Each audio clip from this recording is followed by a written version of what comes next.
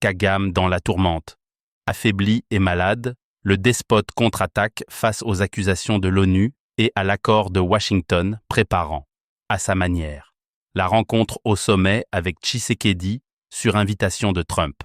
Acculé par les révélations accablantes du groupe d'experts de l'ONU et les pressions de l'accord de Washington, signé le 27 juin 2025, Paul Kagame, l'inamovible président du Rwanda contre-attaque. Alors que les projecteurs internationaux se braquent sur son régime, accusé de soutenir les rebelles M23 et de s'enrichir sur le coltan et l'or congolais, le président rwandais prépare une contre-offensive diplomatique.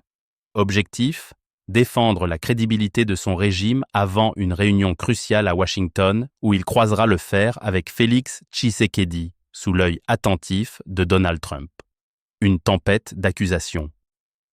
Le dernier rapport des experts de l'ONU sur la RD Congo, dévoilé début juillet, frappe le régime du despote rwandais comme un coup de tonnerre. Le Rwanda est pointé du doigt pour son soutien critique au M23, la rébellion de proxy qui sème le chaos dans l'est de la République démocratique du Congo.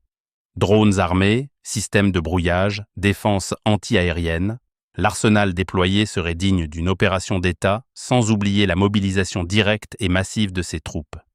Pire, Kigali est accusé de piller le coltan de la mine de Rubaya, contrôlée par M23, pour l'écouler sur les marchés mondiaux sous l'étiquette rwandaise. Les experts n'y vont pas par 4 chemins. Violation des droits humains, exécution extrajudiciaire et torture accompagnent cette entreprise.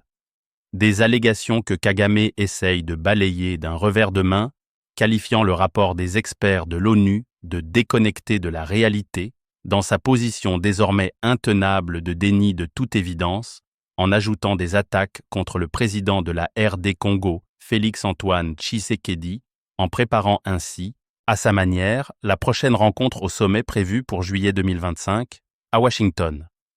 À Kigali, la riposte est orchestrée comme une affaire d'État.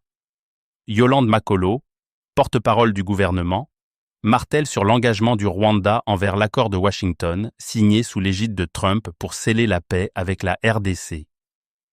Cet accord, qui promet cessez-le-feu, désarmement des groupes armés, le désengagement des troupes rwandaises en RDC et un niveau de coopération économique via la communauté de l'Afrique de l'Est, est brandi comme un bouclier.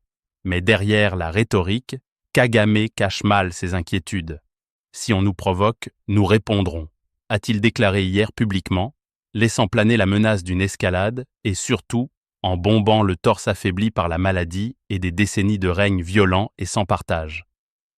L'accord de Washington, un piège pour Kigali, il nie l'accord de Washington, un important pas vers la paix, place le Rwanda dans une position délicate. En s'engageant à respecter l'intégrité territoriale de la RDC et à cesser toute ingérence, Kigali s'expose à un examen minutieux. Les analystes les plus avertis considèrent que l'accord est une reconnaissance implicite du soutien passé de Kagame au M23 avec des conséquences sévères en cas de non-respect. Une pilule amère pour un président élu, à la stalinienne, qui a toujours cultivé l'image d'un leader inflexible, gardien de la souveraineté rwandaise, manifestement en difficulté et accusé d'être au centre de la géocriminalité qui caractérise son régime depuis des années, aussi bien envers ses voisins que ses propres dissidents, exécutés, même à l'étranger, et systématiquement éliminés. Pourtant, l'accord n'est pas dénué d'opportunités.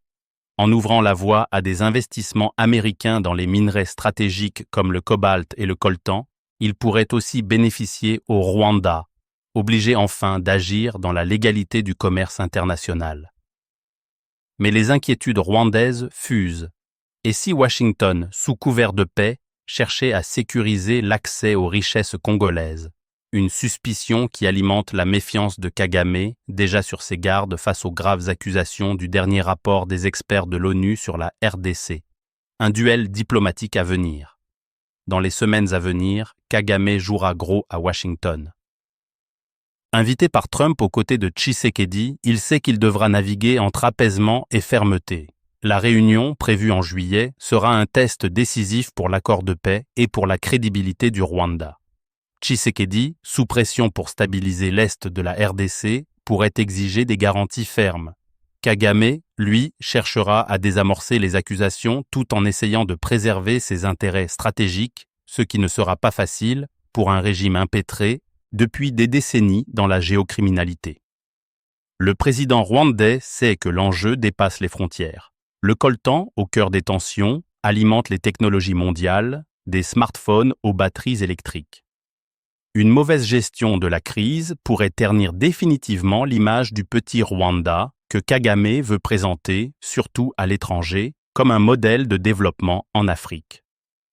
En niant les accusations de géocriminalité, en réaffirmant son engagement à la paix et en se préparant à un face-à-face tendu, il mise sur une stratégie de contre-attaque préventive, un piège dans lequel le président congolais ne devra pas tomber.